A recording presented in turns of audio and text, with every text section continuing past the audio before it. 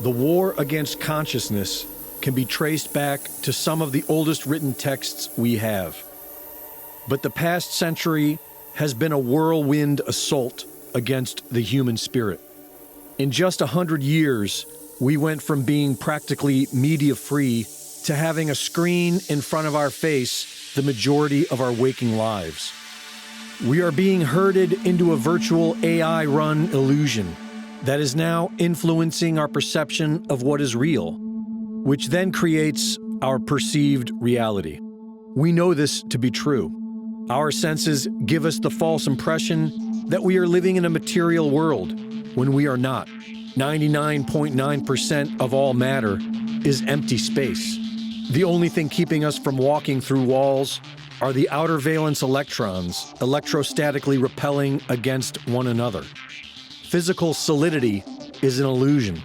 What we are feeling with our touch is not solid matter. It is electrostatic repulsion. We do not see with our eyes. We see within our mind.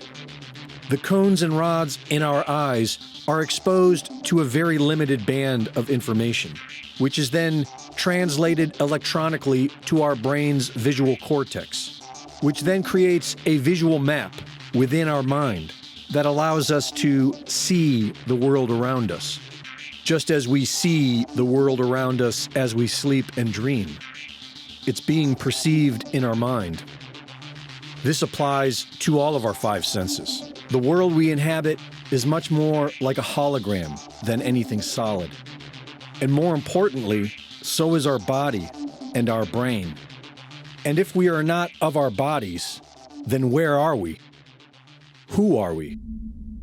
These questions can lead us to liberation, which is why tyrants have toiled to keep us from ever asking them. For centuries, they used religion to make us feel small and dictate reality.